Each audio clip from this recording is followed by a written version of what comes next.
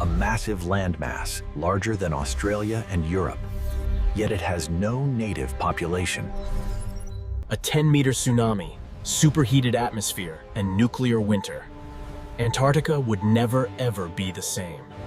You'd think being far from the epicenter would mean safety, but no, it got absolutely messed up. Scaponarhynchus, the largest goblin shark ever, reaching 6.7 meters, hunted in coastal and freshwater environments.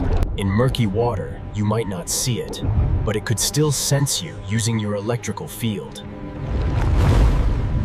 It had an opportunistic diet, hunting everything, including elasmosaurids and mosasaurs over 9 meters long. Using their long neck to infiltrate schools of fish in incognito style, gobbling down the unlucky ones. Cretalamna, the shark that might have evolved into Megalodon, capped out around 5 meters long off Antarctica. Plesiosaurs were doing even better than mosasaurs, with multiple different families known to the area. Pleoplatycarpus, about 6 meters, was even more adapted to deep life, with massive eyes for darkness. The 8-meter Tannuosaurus, whose snout was a biological ram, plus an unidentified tylosaur. It utilized ratchet feeding, biting prey, and using its lower jaw like a conveyor belt down its gullet. The waters included an abundance of mosasaurs, the top dogs of Mesozoic marine reptiles. Mosasaurus lemanieri lived here, 10 meters long, distinct with its highly pointed snout and slender teeth. But I don't dare face the water at all. In the waters surrounding the continent is where the true horrors lied. The continent acted as a stepping stone between Australia and South America via intermittent land bridges. Cretaceous Antarctica might have been graced by titanosaurs, the largest land animals to ever walk. Cretaceous Antarctica was home to numerous ornithopods, birds, and multiple types of elasmosaurs. A grizzly group that used formidable hand claws to gut and skewer prey, eating them like shish kebab.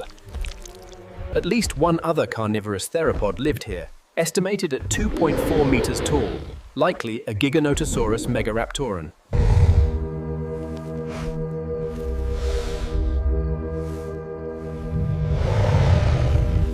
Over 3 meters long and robust, using powerful arms, legs, and long curved teeth to rip animals apart. On the surface, this creature might come across like a fluffy raptor, yet it wasn't a velociraptor at all. The osteoderms formed a near-identical structure to a maquahuitl, capable of decapitating a horse in one swing. It possessed numerous osteoderms, creating formidable protection, but its tail was the true menace. Life still found a way. It was during the late Cretaceous that Antarctica reached its golden age. Antarctopelta, a stocky ankylosaur measuring 4 to 6 meters, weighing similar to a female bison. The region could have easily experienced 4 months of perpetual darkness. The landscape might have held an uncanny resemblance to forests today, where the genus Nothofagus is rich. The dominant flora were podocarps, araucarian conifers, and increasingly dominant angiosperms, or flowering plants. Summer mean highs could reach 25 degrees Celsius, about the same as Kenya's current year-round temperature. The climate became more humid and seasonal, with average temperatures slightly higher than previously. By the late Cretaceous, Antarctica was in most senses all by its lonesome. Conjoined, the two ended up swapping and sharing many of the same animals. 50 million years after, India self-ejected, leaving only Antarctica and Australia standing. 20 million years after Hansen Hill, Antarctica had finally fully separated from Gondwana. Lava flows started wildfires that altered the landscape, causing resources to become scarce. These events ultimately helped create fertile lands, which played a role in what was to come. Massive buildups of volcanic material indicate devastating local eruptions were commonplace. Even fellow Cryolophosaurus didn't escape this fate, with signs of cannibalism and scavenging.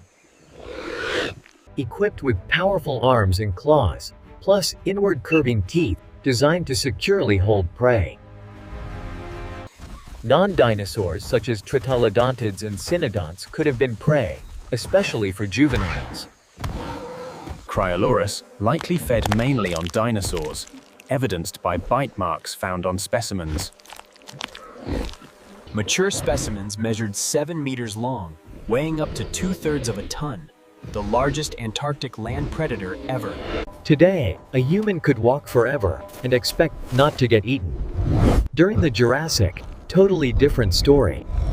Cryolophosaurus, meaning frozen crested lizard, discovered in 1994, nicknamed Allosaurus. The distinct pompadour-like crest sat on top of its head, believed to have been used to woo mates. There were far more creepy crawlies, including varieties of beetles and cockroaches no longer found here.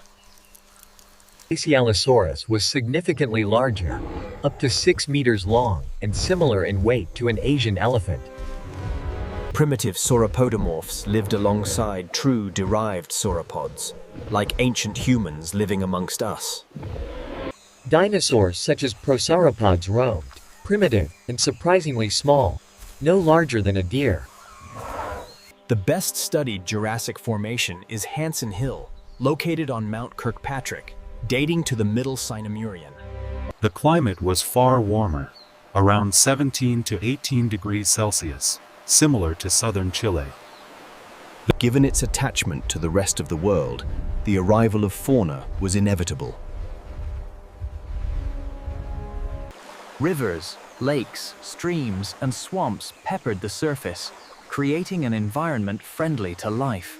Warmer temperatures in the Mesozoic, courtesy of carbon dioxide, resulted in an ice-free, green Antarctica.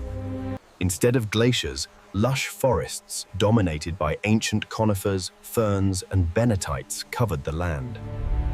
It wasn't as close to the pole as currently, its longitude similar to southern Chile and Argentina. The Jurassic was not the wildest Antarctica would get, but it set the stage. Pangaea had been slowly breaking apart. During the Eocene period, it was green and full of much larger life, until the Cenozoic Ice Age began. Yet Antarctica hasn't always been a frozen wasteland. Roughly 34 million years ago, A lifeless continent dominated by ice, with some layers going down over 3 miles. 70% of all Earth's fresh water is trapped here in the form of ice. The largest fully terrestrial animal year-round is literally only the size of an insect. The sky is restricted to the ice-free coast, with the interior home to no known non-microscopic organisms. Not just our kind avoids it, but all animals, including, contrary to popular belief, polar bears.